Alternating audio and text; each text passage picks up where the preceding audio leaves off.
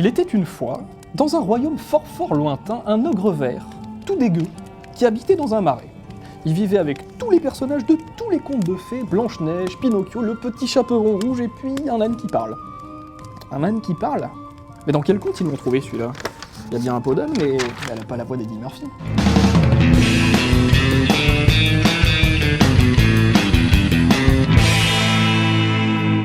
Bon alors, d'où sort ce mec-là? De quelle histoire enchantée le fidèle destrier un peu trop bavard de l'ogre vert a-t-il débarqué? Ça fait partie des questions que les fans se posent sur internet, car oui, l'âne est le seul personnage de Shrek dont on ne connaît absolument pas l'histoire originale. Blanche-Neige et les 7 nains, ça on connaît. Le miroir magique qui te dit toujours la vérité, ça fait partie du même conte, donc on connaît aussi. Le grand méchant loup qui se déguise en vieille, c'est ultra chelou et même assez malsain, mais malheureusement on connaît. Les 3 petits cochons, ok. Robin des Bois, ok. Pinocchio, ok. Et donc, franchement, comme ça, on a vraiment du mal à déterminer de quel livre de conte peut bien venir un âne qui parle. Bon, il y a bien un conte des frères Grimm qui s'appelle Le Petit Âne et où il est question d'un âne qui parle, mais en fait apparemment il s'agit d'un humain déguisé. Il y a aussi un âne qui parle dans la Bible avec un dénommé Balaam, mais par contre c'est une femelle. Mais je sais pas pourquoi des ânes qui parlent, ça me dit quelque chose dans une autre histoire qu'on connaît tous. On a cherché dans Pinocchio. Et tu seras jamais un véritable garçon.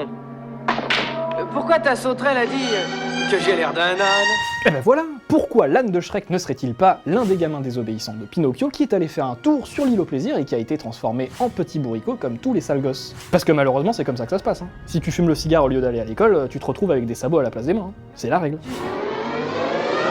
Ah! Maman! Maman!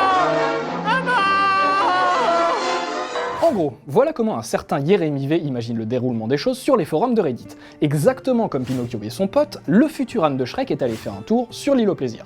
Il se transforme, c'est cruel mais logique, il se barre juste avant la fin du processus exactement comme l'avait fait Pinocchio, c'est ainsi qu'il a pu conserver un tout dernier détail humain, sa capacité à s'exprimer, ça nous donne donc un âne qui parle. Ah, c'est écœurant. Oh, ça c'est pas très gentil.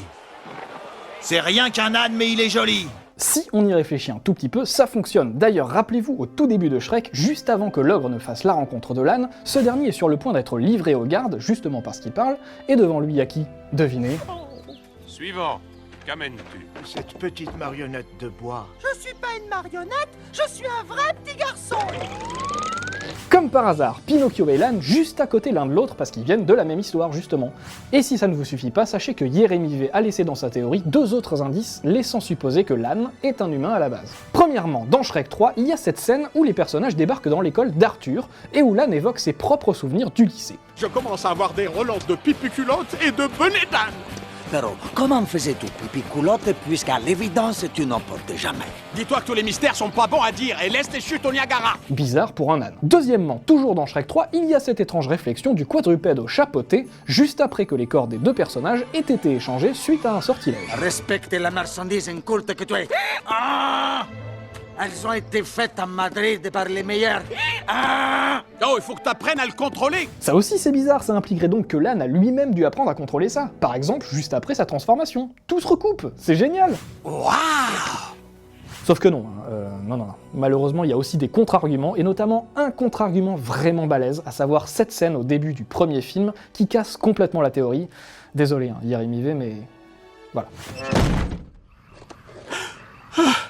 En plus, j'adore dormir dehors, je suis un âne, je suis né dehors. Et voilà, après ça, difficile d'affirmer quoi que ce soit d'autre, l'âne nous explique lui-même qu'il a toujours été un âne. Après, ça ne nous dit toujours pas d'où il vient ni pourquoi il sait parler, mais qui sait, peut-être qu'on finira par le découvrir dans Shrek 5, qui sortira en salle en 2019, et ça, c'est pas une théorie.